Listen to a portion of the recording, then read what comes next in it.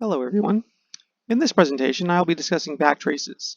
I will discuss why backtraces are important, the implementation of backtraces in Ruby, why production of partial backtraces was slow in older versions of Ruby, and how it was fixed in Ruby 3. I will also discuss bugs that occurred as the result of the optimization and how the bugs were fixed. My name is Jeremy Evans. I'm a Ruby committer who mostly works on fixing bugs in Ruby. I'm also the author of Polished Ruby Programming, which was published a couple months ago. This book is aimed at intermediate Ruby programmers and focuses on teaching principles of Ruby programming, as well as trade-offs to consider when making implementation decisions. So backtraces. Why do we care about backtraces? Well, consider programming without backtraces. Let's say you were working on a refactoring in your library, and after working on it, you run the tests, and it turns out one test fails with an argument error, with output similar to this. This output tells you you have an error, or what type of error it is, but without a backtrace, you have no idea where the error is occurring, which makes debugging much more difficult. Okay, so backtraces themselves are important. However, how important is backtrace performance, specifically partial backtrace performance? I do not actually know the answer to that question. As I mentioned, I focus most of my time on Ruby, going through the bug tracker and fixing bugs, not implementing performance improvements. However, it happened that another Ruby committer filed issue 17031 on the issue tracker regarding partial backtraces not being optimized. The other committer mentioned that they found the issue when checking memory usage of RubyKaigi. In any case, this performance issue was filed as a bug, and since I try to fix a lot of Ruby bugs, I did some research into it. This was the first time I looked into how backtraces are generated in Ruby, so it was a learning experience for me. I think how Ruby generates a backtrace is interesting. I'm guessing most of you are unfamiliar with the process, as I was before working on this bug, so I will go over the process now. Before understanding the backtrace generation process, it helps to understand better what backtraces are. As in most programming languages, backtraces in Ruby are a representation of the call stack. So let's start off with an example of a call stack. We'll start with a method foo that calls bar with a block that calls caller. We explicitly pass 0 as the argument to caller. This makes the backtrace include the call to this method.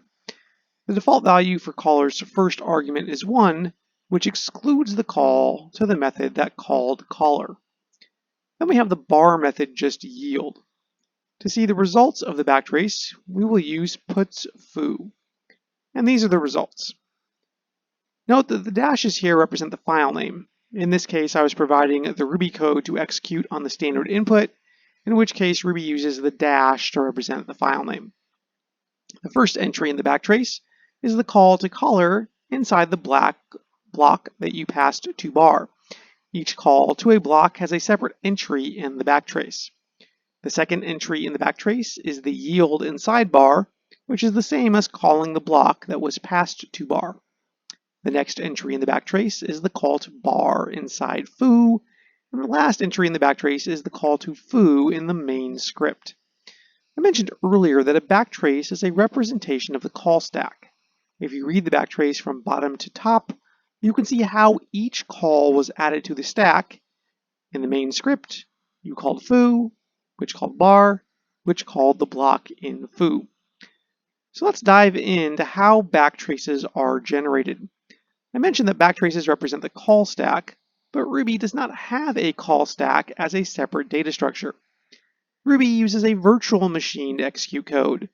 In order to execute your Ruby code, Ruby compiles your Ruby source code into bytecode that can be executed on the virtual machine. The virtual machine then processes the bytecode to do the execution.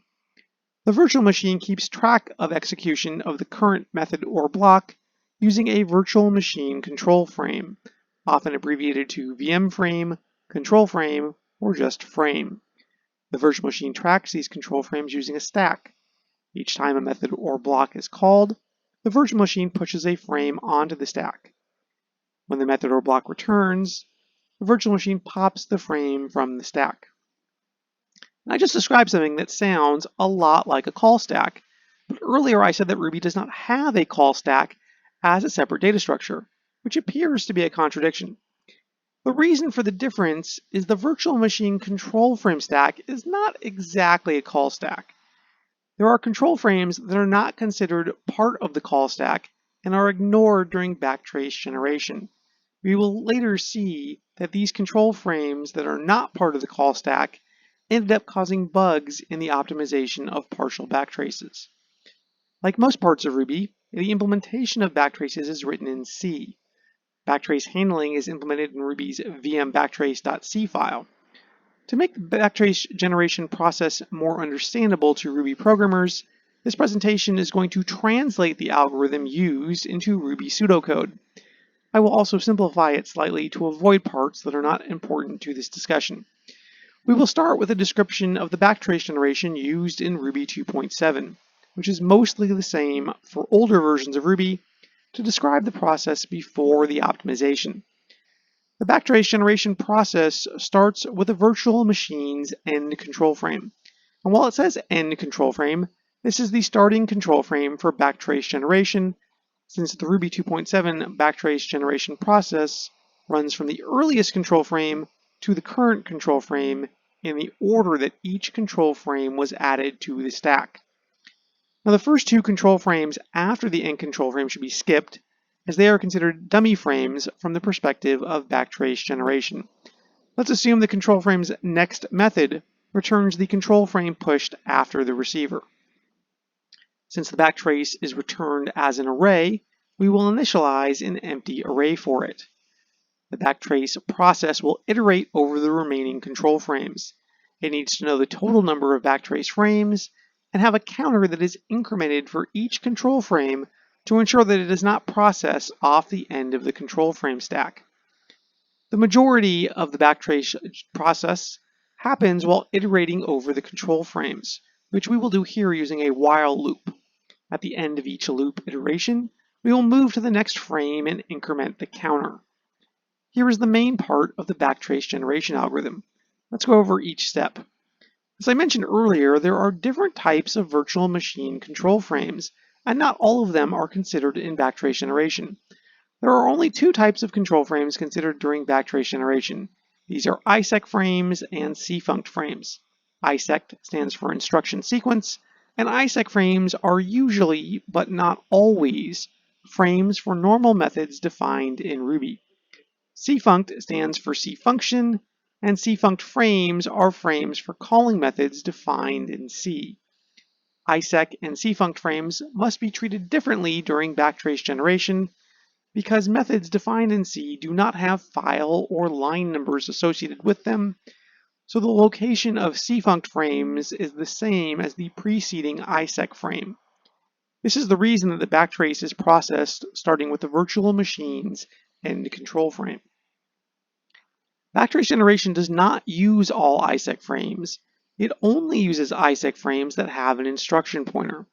ISEC frames without an instruction pointer can occur for internal functions that call blocks, such as enumerable's group by method. These frames should be ignored, as otherwise a single method call would result in multiple backtrace entries, one of which wouldn't have location information, since the location information is determined using the instruction pointer. For the ISEC frames that have an instruction pointer, these represent methods defined in Ruby. In that case, we need to use the location info of the current ISEC frame for any future cfunct frames until the next ISEC frame. So we record the location of the call in the current control frame so that we can use it if needed when creating the backtrace entry for a future cfunct frame. After recording the location, we add the backtrace entry to the array storing the backtrace. For cfunct frames, we also add the backtrace entry to the array storing the backtrace. However, creating the backtrace entry for a cfunct frame requires knowledge of the last ISEC location, so we pass that in when creating the entry. After this whole process completes, we reverse the backtrace array, since we want to return the backtrace ordered from the most recent call to the oldest call. And finally, at the very end of this process, we use the arguments provided to caller to extract the entries in the backtrace that we are interested in. Caller's default start value is 1, and the default length value is nil, meaning all entries in the backtrace after the first entry. Hopefully this shows why partial backtraces were slow. They basically required a bunch of unnecessary work. For example, if you only want the most recent caller entry before the current method, you would call caller with a 1 as the start entry and 1 as the length. And this will return an array of at most one backtrace entry. However, to get that array of at most one entry, Ruby would still need to create the backtrace entries for most or all of the control frames before filtering it to only the frames requested. So the problem was fairly clear.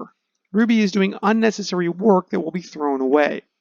The solution was also fairly clear, and that we needed to avoid doing that unnecessary work and only add the backtrace frames that we care about. So as a first start of implementing the solution, we need to consider the start and length arguments passed to caller. In this initial example, we'll assume that the start and length were both provided, and that the start added to the length is still less than the number of control frames. So let's walk through the changes in this example. Instead of iterating over the total number of control frames, we'll use the start argument passed to caller to reduce the number of iterations, which we store in the variable named last. We subtract the desired length of the backtrace from the number of iterations to determine the starting point where we actually want to add backtrace entries. We still iterate starting from the same control frame that we did in the previous implementation. However, until we reach the starting point, we only record the last ISEC location for every ISEC control frame with an instruction pointer. We do not actually add backtrace entries. We need to do this so that if the first frame in the returned backtrace is a cfunct frame, it will have the correct location, even though it gets that location from an ISEC frame that is not in the returned backtrace. I mentioned that in this initial example, we will assume that the start and length were both provided, and that the start added to the length is still less than the number of control frames. However, caller can provide arguments where the length is nil or where the start frame plus the length is greater than the number of control frames, in which case this logic is not sufficient. You would need to replace it. So to handle cases where the start plus the length is more than the number of frames, you would have to replace it with the following code. If the start argument passed to caller is greater than the number of frames, the caller needs to return nil instead of an array. If the start plus the length is greater than the number of frames, or no length argument is provided, the starting point for backtrace generation needs to be set to 0, so that the backtrace generation starts at the outermost frame, the main script. This is basically the algorithm that Ruby 3.0.0 shipped with. It passed all tests and specs, and resulted in much faster partial backtraces in situations where there were many control frames. I was quite pleased with myself, declaring victory over this long-standing performance issue. Unfortunately, the optimized algorithm is subtly wrong. It took a whole month after the release of Ruby 3.0.0 before someone reported problems with it. However, as reported in issue 17.581, the optimized algorithm could result in missing backtrace entries. The way the algorithm is implemented, it is implicitly expected that each loop iteration will result in a backtrace entry in order to arrive at the expected number of backtrace entries. The problem occurs when there is an ISEC control frame without an instruction pointer. In this case, an iteration occurs without adding a backtrace entry. So if you are past the start iteration, any iterations where there is an ISEC control frame without an instruction pointer result in that many missing backtrace entries. The solution here is to decrement the counter if this happens. This ensures that you generate the desired number of backtrace frames. However, then in certain circumstances, you can process off the end of the control frame stack. To make sure you do not process off the end of the control frame stack, you need a separate counter that is compared against the number of control frames. This ensures that even if you are skipping control frames, you do not go beyond the bounds of the control frame stack. Again, I was quite pleased with myself. I was able to fix this regression quickly and easily. Unfortunately, while that change fixed the case where the backtrace was missing frames, after the fix was committed, it was found to have broken a test case in Rails, which was not broken with the original optimization. Originally, neither the Rails developers nor I were able to construct a self-contained example with the failure, which complicated debugging. However, Rails developers were able to provide a way to reproduce the issue using the Rails test framework, which enabled me to debug the issue. Later, after the fix for this issue was developed, but before it was committed, another Ruby committer was able to construct a self-contained example showing the problem, which they posted as a note on the bug tracker. This example was included as a test case when the fix was committed. It turns out the cause of this issue was similar to the cause of the previous issue, as it occurred when dealing with ISEC control frames without an instruction pointer. Instead of missing a backtrace entry as in the previous issue, it would result in an incorrect backtrace entry. For example, it could result in caller without an argument being treated as caller with a start argument of 0. There were two changes that were needed to fix this bug, one simple and one complex. The simple fix is that we need to ensure that we do not process frames after the requested start frame. This is the issue that could make caller without an argument act like caller with a 0 start argument. We make this change by subtracting the caller's start argument from the initial size of the backtrace to ensure that we do not process frames that the caller has asked us to ignore. We then adjust the related code that uses the caller start argument to assume the caller start argument is 0 since it has already been used to adjust the size. Now here is the whole complex fix. Now the purpose of this fix is to adjust the starting frame for backtrace collection so that we are sure the optimized process will result in the correct number of frames. As the text is quite small, I will zoom in for the explanation. We only need to use this fix if we have a backtrace limited in both directions, where the start argument to caller is not 0 and it is given a length shorter than the actual number of frames. We scan the entire backtrace from the most outward control frame to the most recent control frame, looking for ignored frames. Checked for ignored frames is the same as before, ISECT frames without an instruction pointer. If the ignored frame is before the starting frame in the backtrace, we flag that as that case requires additional work. Otherwise, we decrement the I counter. The difference between the I and J counters is now the number of ignored frames. If there are no ignored frames, we don't have to do anything. Otherwise, additional work is required. If there are not any ignored frames before when we start to expect to start backtrace generation, then we can just subtract the number of ignored frames from the start. Otherwise, the process is significantly more involved. We first need to scan to the expected start control frame. Then we need to scan backwards from that control frame, decrementing the start and the number of ignored frames until there are no ignored frames left. If during the backward scan we come across an ignored frame, we have to increment the number of ignored frames. This did fix the issue, and both fixes shipped in Ruby 3.0.1. Once again, I could claim victory over this issue. However, the feeling of victory is quite hollow in this case. When you look at the code required for the optimization, it is complex and does not bring joy. The workarounds necessary to make the existing backtrace algorithm work with the optimization is far more code than the algorithm itself. This optimized approach gives us performance, but at what cost?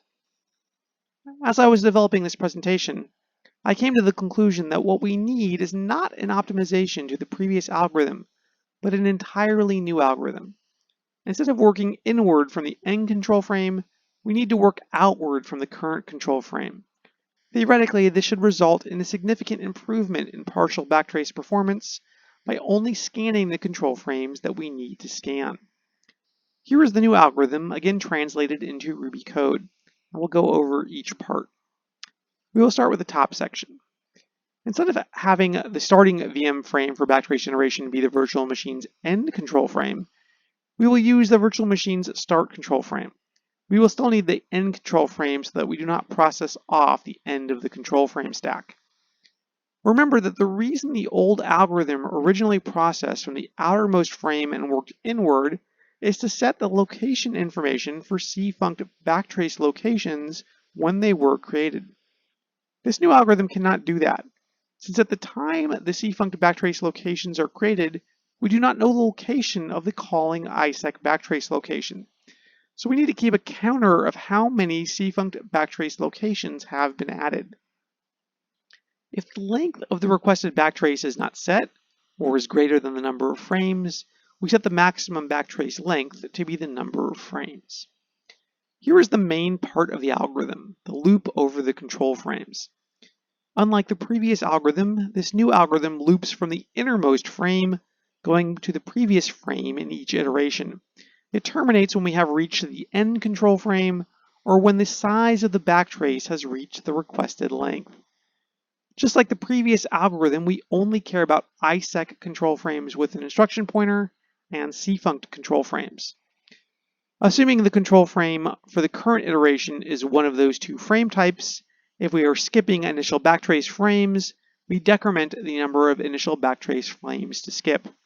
Caller defaults to skipping a single frame, but you can change this by passing the first argument to caller. For cfunct frames, if we are not skipping the frame, we add the backtrace location to the array and increment the cfunct counter.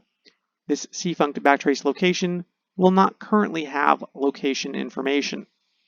For ISEC frames with instruction pointers, if we are not skipping the frame, we first add the ISEC backtrace location.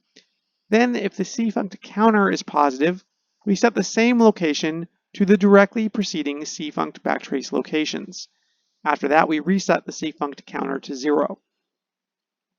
Then we can move on to the final section. So this section is only needed if the last entry in the backtrace is a cfunct backtrace location, because in that case we need to continue scanning the control frames to find a location to use. So we first check that the cfunct counter is positive. If it is not positive, the last entry in the backtrace is an ISEC backtrace location, and the location will already be set for it. The scan pretty much uses the same criteria as the main loop, except that we do not need to check against the backtrace size, as we will not be adding to the backtrace.